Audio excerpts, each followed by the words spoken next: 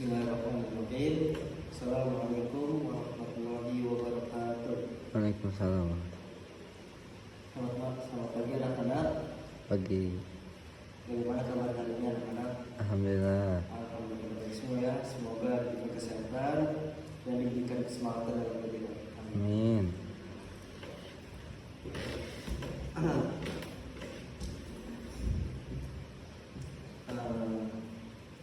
Sebelum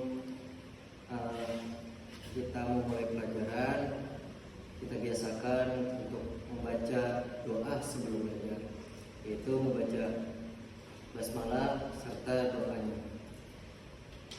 Ya, kita angkat tangan bersama-sama dengan membaca Bismillahirrahmanirrahim.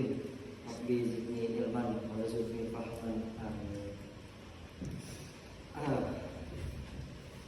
Sini kakak akan menanyakan kehadiran dan yang tidak hadir di dalam kelas ini. Di sini siapa yang sebagai ketua kelasnya? Oh, si Andi. Baik, Andi.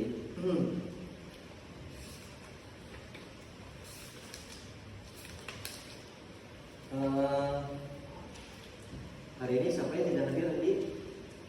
Siapa? Oh, Siva. Baik. Kenapa Siva hari ini tidak hadir? Sakit. Oh, sakit. Dari kapan emang sakitnya? Oh, mulai hari ini. Baik. Terus kemarin berangkat sekolah tapi berangkat. Oke. Berarti Siva saya tetap kuliah Andi. Terus selain Siva, siapa lagi Andi yang sakit ataupun yang tidak hadir? Coba Ahmad. Oke, Ahmad kenapa tidak hadir hari ini? Sakit juga, berarti sama kayak Siva. Oke, dari kapan emang sakitnya? Dari 3 hari yang lalu gitu. Oh ya, benar. Kenapa kalau memang hari itu tidak makan karena sakit, kalau makan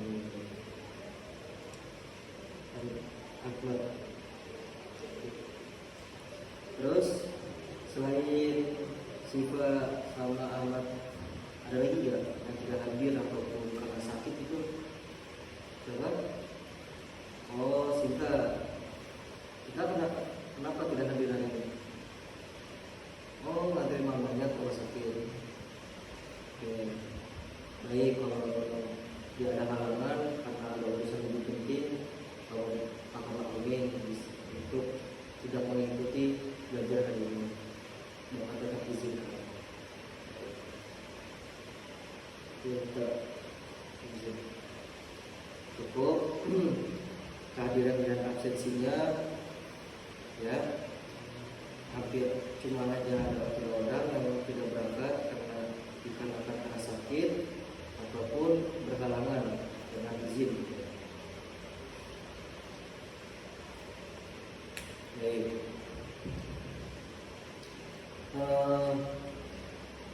Pertemuan kemarin bagi anak-anak ada yang tahu tidak? Kakak menjelaskan materi apa pada anak-anak? Apa? Toharo. Oke. Apa itu toharo anak-anak? Toharo ialah sesuatu yang membersihkan ataupun mensucikan. Gitu. Dari salah satunya seperti apa yang dari toharo ataupun mensucikan? Seperti apa? Ya, seperti berwudu ataupun bertayamum gitu. Selain itu pasti ada lagi, masih banyak yang lainnya. Gitu.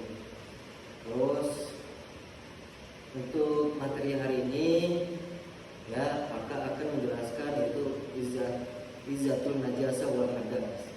Apa itu izatul najasa wal hadas? Dari anak-anak ada yang tahu apa itu izatul najasa wal hadas? Ya, Andi tahu? Oke, Andi belum tahu. Terus siapa lagi? Nanti?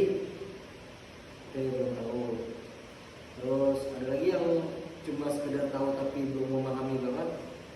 Siapa?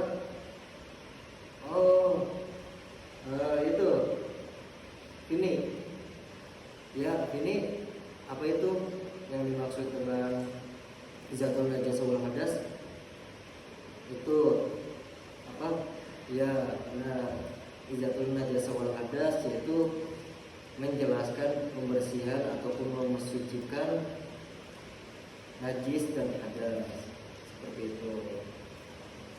Nah, untuk lebih jelasnya akan menjelaskan materi izatul najasa untuk lebih lengkapnya lagi dan lebih mendetail itu ya.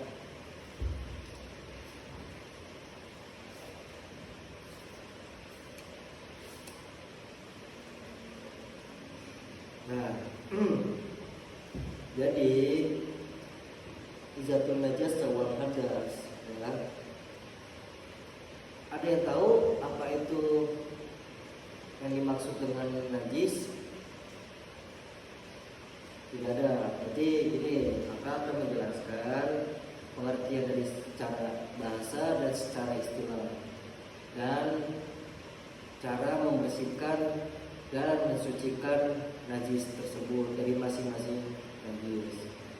Nah, maka yang pertama ini akan menjelaskan yaitu apa itu secara bahasa yang dimaksud najis. Najis ialah sesuatu kotoran ataupun yang menjijikan itu. Tapi yang semua menjijikan itu tidak disebutkan sebagai najis ya. Contoh kayak kotoran kuping ataupun telinga, nah, itu kan suatu menjijikan, terus kotor tapi tidak dikatakan najis. Terus ada lagi namanya kotoran hidung, nah itu juga mau menjijikan, dia juga kotor tapi tidak najis gitu. Nah, najis yang dimaksud di sini yang dihukum di sini itu ada yang tersendiri gitu. Dan semua yang dikatakan menjijikan dan kotor itu najis gitu. Jadi secara bahasa yaitu adalah apa? Ya suatu kotoran ataupun yang menjijikan itu. Kalau secara istilahnya yaitu sesuatu benda ya yang kotor ataupun menjijikan yang bisa menghalangi sahnya sholat seperti itu. Tapi tidak harus dengan sholat juga, tapi dengan ibadah yang lainnya pun juga bisa terhalang apabila adanya najis dan hadas seperti itu. Nah, maka di sini akan memberitahu beberapa najis yang dibagi. Yang pertama itu yang ada 3. Yang pertama itu ada najis mukhafafah, yaitu najis yang ringan. Terus yang kedua ada namanya najis mutawasito, yaitu najis yang sedang. Yang terakhir, yang ketiga yaitu ada najis namanya mughlazo, itu najis yang berat. Gitu. Nah, najis yang mukhafafah ialah najis yang anak laki-laki yang baru mengkonsumsi ASI ataupun air susu ibu yang belum memakan dan meminum apapun, yang belum berumur 1 tahun seperti itu. Nah, untuk membersihkan dan mensucikannya dengan cara kita menyipratkan ya air beberapa kali secara merata, sekiranya itu najis tersebut sudah hilang secara semuanya seperti itu. Terus ada lagi namanya najis mutawasito. Najis mutawasito yaitu najis yang sedang ya. Kenapa dikatakan sedang? Ya, karena termasuk enggak ringan, enggak berat juga, tapi tengah-tengah yaitu sedang seperti itu. Nah, najis mutawasito yaitu najis yang ya seperti kotoran hewan ataupun manusia. Nah, seperti itu. Seperti kotoran hewan yang kita biasa ketemukan gitu, seperti kotoran cicak, kotoran kucing. Nah, itu kan kita sering temuin kan ya, entah di mana tempatnya ataupun dimanapun kita berada gitu, kadang kita nemuin juga kotoran hewan seperti itu. Nah, cara menghilangkannya ataupun membersihkan dan mensucikannya dengan cara kita membersihkan dulu tuh kotoran tersebut hingga hilang secara semuanya seperti itu, dan baru membersihkan dengan air dan sabun seperti itu. Nah, selain kotoran hewan ataupun manusia, bisa juga seperti darah, nanah, ataupun kita berpergian gitu dengan keadaan mabuk. Nah, itu bisa dikatakan najis juga, tapi najis yang sedang ataupun mutawassithah seperti itu. Nah, yang selanjutnya itu yang ketiga ada namanya najis mughaladhah. Najis mughaladhah itu ya najis yang berat, seperti yang sudah dijelaskan dalam Al-Quran dan hadis, dan hukumnya juga, yaitu hewan yang diharamkan. Itu ada dua, yang pertama anjing, yang kedua babi. Nah, dari semuanya tersebut, dari kulitnya, bulunya, tulangnya, ataupun yang lebih bahayanya lagi itu liurnya, ya, itu dapat dipastikan karena najis seperti itu. Makanya itu diharamkan untuk mengkonsumsi ataupun ya mengenai hewan tersebut seperti itu. Nah, terus bisa juga bangkai hewan yang lainnya, tapi bukan yang udah wujudnya tuh jelas, maksudnya tuh hidup gitu, kayak anjing dan babi. Itu kan memang jelas-jelas hewan yang sudah najis sekaligus haram seperti itu. Nah, di situ ada juga hewan yang tidak dikatakan najis dan haram, entah itu bangkainya ataupun yang lainnya seperti itu. Nah, ini hewan tersebut ada dua. Yang pertama itu belalang dan ikan.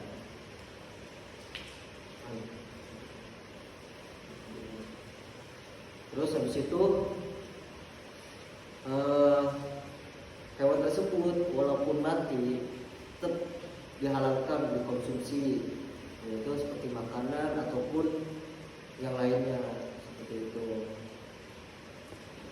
Nah, di situ bangkainya pun juga termasuk halal seperti itu.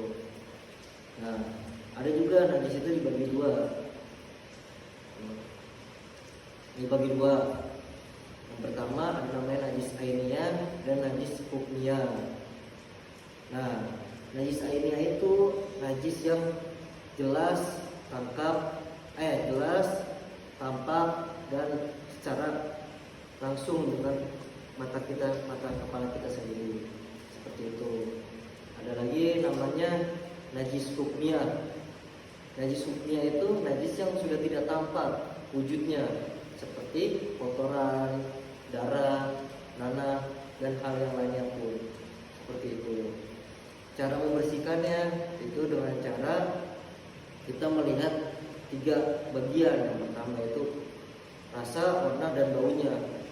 Ya, apabila najis atau tempat ataupun pakaian tersebut hilang secara merata dari dari rasa, warna, dan baunya, itu sudah dikatakan bersih dan suci dan disucikan seperti itu. Oke. Selanjutnya yaitu ada namanya izatul hadas. Hadasa itu seperti menghilangkan hadas. Nah, hadas itu dibagi menjadi 2 juga, ya. Ada namanya hadas kecil dan hadas besar. Dan pengertian hadas yaitu sesuatu yang tidak nampak, yaitu diri kita sendiri ataupun diri kita ini belum suci dan mensucikan. Nah, dengan cara apa kita mensucikannya? Kita lanjut dulu. Nah, di sini ada secara istilahnya. Secara istilahnya itu hadas adalah sesuatu yang terhalangnya sahnya sholat, seperti najis juga. Tapi kalau najis itu yang jelas tampak seperti benda ataupun kotoran seperti itu. Kalau hadas ini dalam diri kita sendiri untuk menyucikan hadas kecil ataupun hadas besar seperti itu. Nah, hadas ini dibagi menjadi 2. Yang pertama hadas kecil, yang kedua hadas besar. Nah, adat kecil itu seperti kita membuang air kecil, terus lagi kita apa namanya buang air besar, terus tertidur dengan lelap sampai hilangnya akal. Maksudnya hilangnya akal itu kita sampai tidak sadar gitu. Terus ada lagi namanya bersentuhan dengan lawan jenisnya, itu udah jauh berbeda dengan yang membatalkan wudu seperti itu.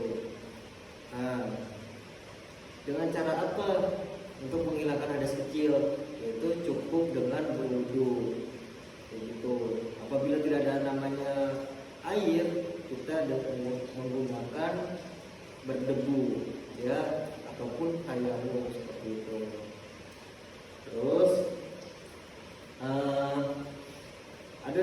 KJT itu ada namanya hadas besar. Ya, hadas besar itu ya seperti kita mandi wajib ataupun junub seperti itu. Terus bagaimana untuk membersihkan dan mensucikannya? Ya, dengan mandi wajib. Itu tata caranya yang pertama kita niat. Ya, niat itu dilakukan dalam hati dan disunahkan untuk berucap seperti itu. Terus yang kedua, niat dilakukan berbarengan secara mengguyurkan air untuk keseluruhan tubuh dengan secara merata seperti itu. Nah, itu tata cara namanya mandi wajib itu. Terus dari masing-masing jenis, yaitu kayak laki-laki dan perempuan, itu punya tersendiri. Nah, laki-laki ini biasanya kalau mempunyai hadas besar itu seperti mimpi basah, terus lagi dia udah beranjak dewasa, udah waktunya balik gitu. Belum lagi kalau yang lainnya yang sudah dewasa itu yang sudah menikah seperti bersetubuh ataupun bersenama seperti itu anak-anak. Nah, itu bagi laki-laki. Nah, untuk bagi perempuan, nah dari namanya masih kecil ataupun sampai dewasa, ya itu seperti haid ataupun berhalangan.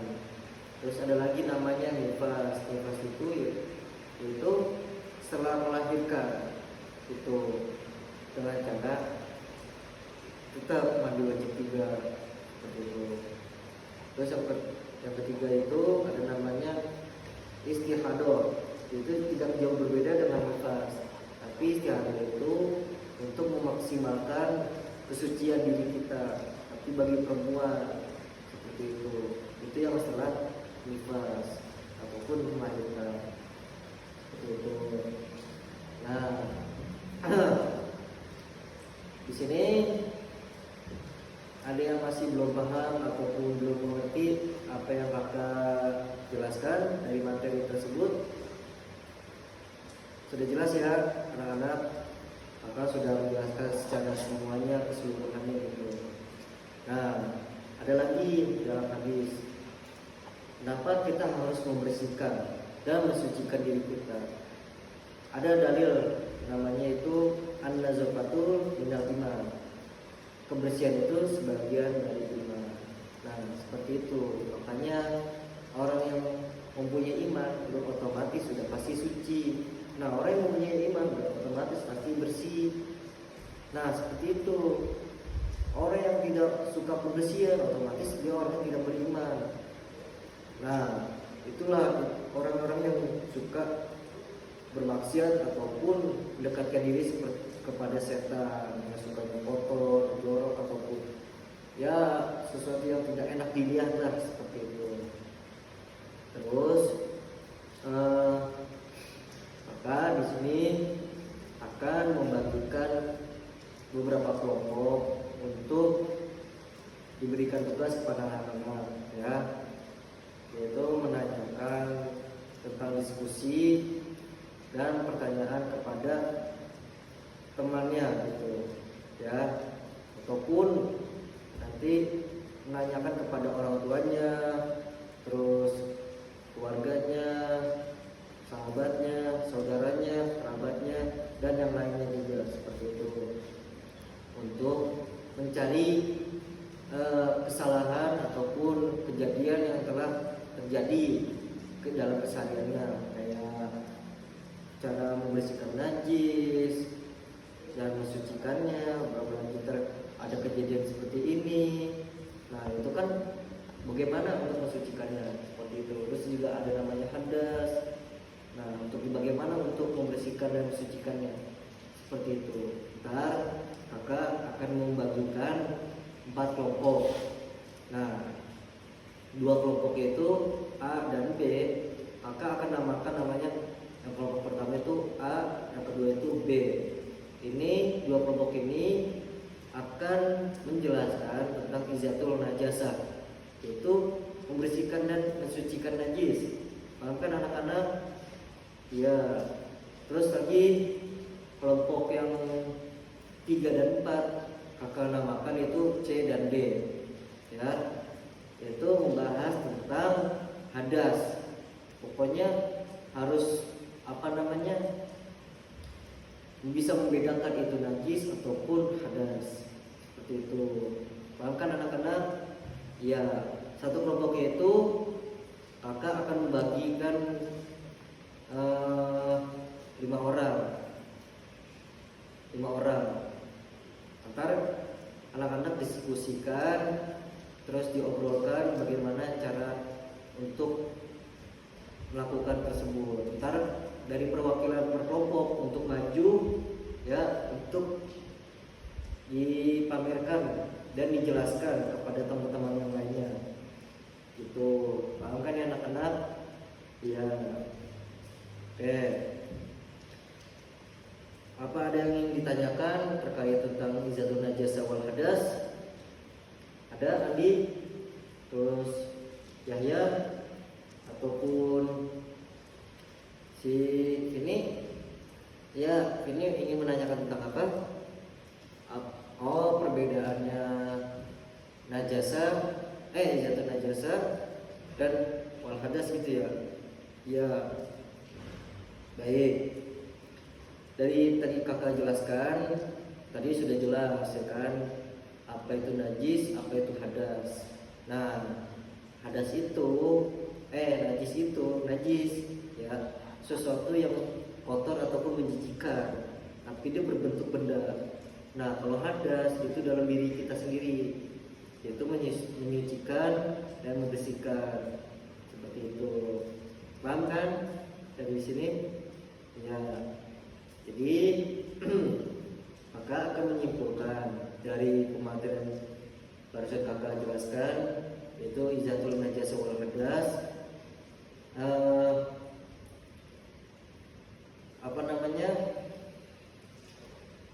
bagi seseorang yang tidak disahkan dan tidak diperbolehkan apabila orang tersebut mempunyai najis dan hadas untuk melakukan ibadah seperti sholat, terus membaca Al-Quran, dan ibadah-ibadah yang lainnya yang terkait tentang harus namanya berwudu gitu, terus bersuci dan sekaligus hilangnya dari najis dan hadas seperti itu ya. Terus kakak akhirin pembelajaran dan materi hari ini, semoga bermanfaat dan berkah. Apa yang kita dapat walaupun sedikit, itu bisa jadi kebaikan untuk diri kita dan untuk kebersamaan kita. Itu anak-anak ya. Itu kakak akhiri dengan membaca doa alhamdulillah kepada diri kita masing-masing dan kebersamaan untuk mengakhiri pembelajaran materi. Alhamdulillahirabbil alamin. Cukup sekian. Mohon maaf apabila ada yang kekurangan dan berkenan, tolong dimaafkan. Shiratal mustaqim wa taufiq wal hidayah. Assalamualaikum warahmatullahi